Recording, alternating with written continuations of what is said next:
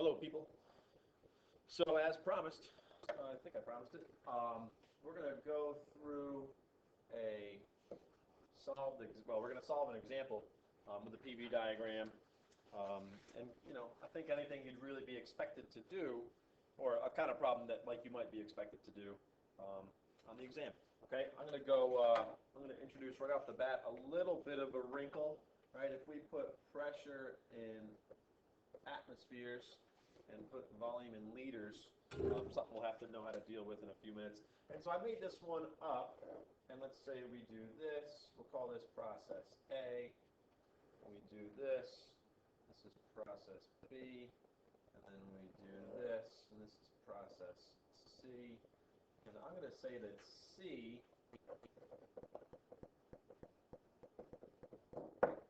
is adiabatic. Okay?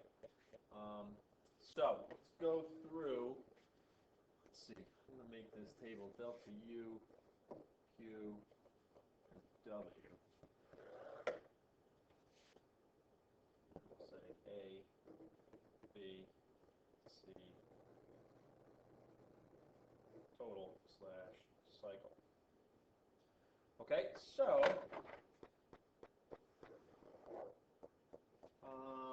if we start at A, process A,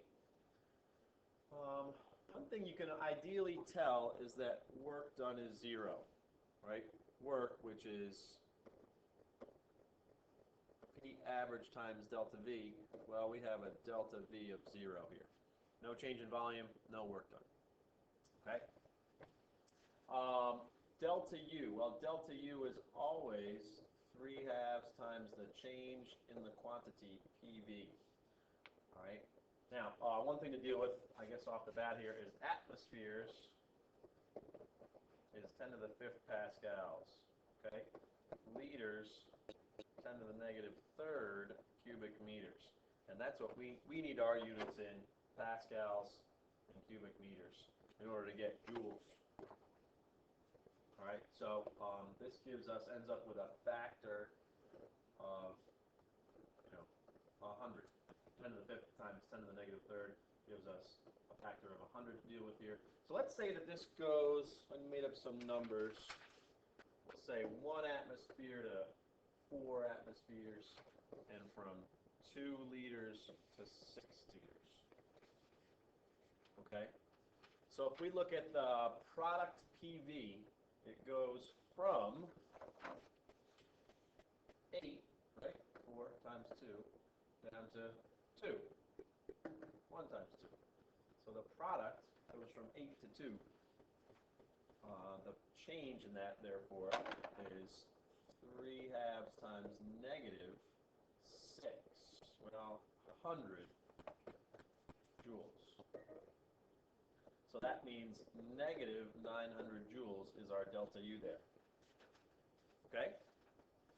As we've said a few times, the only way you can ever tell Q is from finding the other two, where we say first law, delta U is Q plus W, therefore this has to be also -900 joules.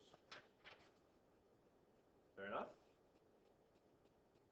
Okay, process B, well, there is work done.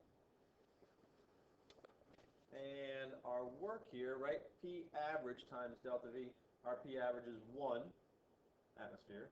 Our delta V is 4, so that means that it's 400 joules. Now, this is an expansion. That's work done by the gas, therefore work is negative. Right? Delta U, same thing, 3/2 times the change in the product's PV. The product goes from 2 up to 6. The change is 4, but 400 joules. 3/2 of 400 is 600 joules.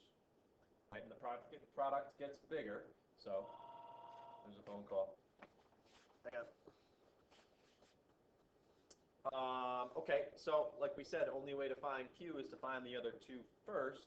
So that leaves us. Just slide this.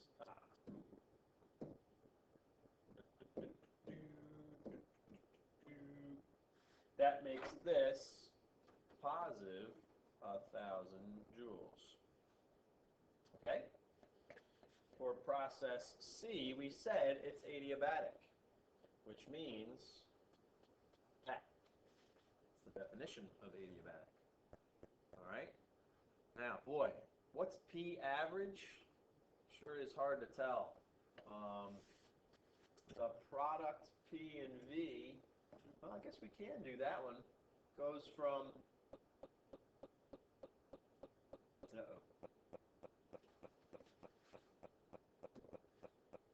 I thought I goofed things up, but I think maybe I didn't. So anyway, yeah, hard to do this work thing. Real hard to do work because for process C, because we don't know what the average pressure is.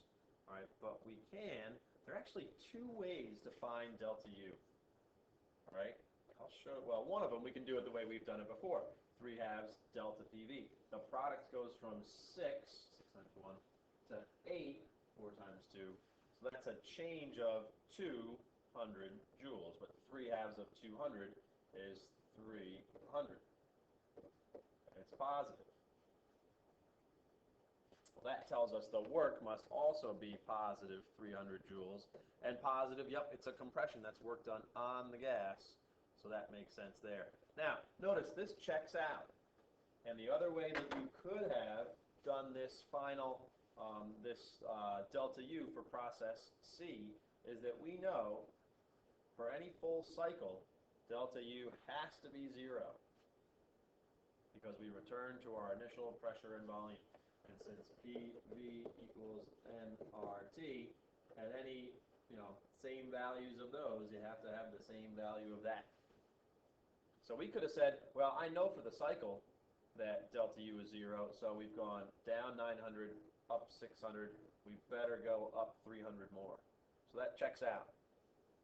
Okay? And then the rest we just add up. Right? We say here that the total heat, was added of 100 joules.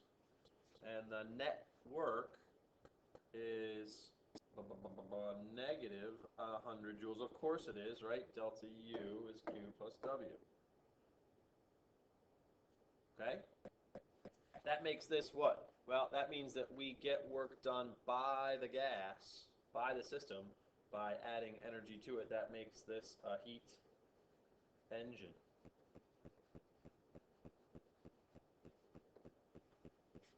Okay? Furthermore, we can find the efficiency of this engine. We can say that the efficiency is work over QH.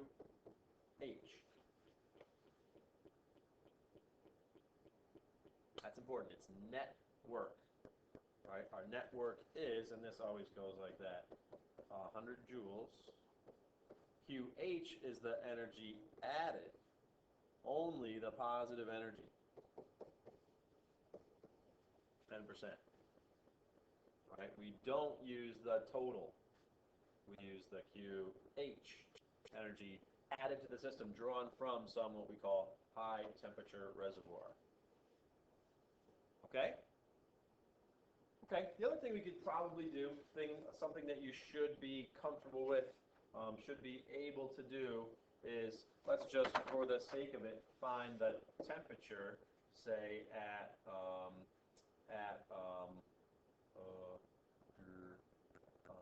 let's call this state 1. So temperature of state 1. Okay? I guess I'd have to tell you something else, but we're going to do P1 V1 equals nRT1. So let's say that this is, assume this is 3 moles of gas. All right, the temperature P1 V1 over nR. So P1 is 6 and V1 is 1. So that's 600 joules over 3 times 8.31 joules per mole Kelvin.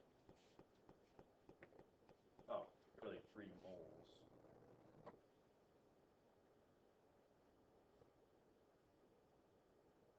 Okay, so yeah, whatever that is. 600 divided by 25.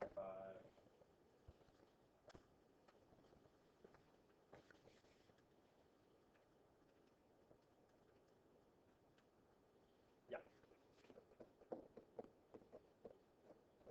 it's a brisk 24 Kelvin, which is very, very not warm at all. So maybe not the most realistic thing we ever get there. But that's how you do it, right? That's a pretty common thing, is to ask for temperature of at any state. Just use what we call there the ideal gas law. Okay? Oh, wait a minute. Yes, that's right, that's right. We could also use PV equals big N KT, where big N is the number of particles and K is Boltzmann's constant. I think that's a pretty good kind of PV thermodynamic process quantitative sort of view. All right. Yeah, that's it, folks. Enjoy. Hope you've enjoyed.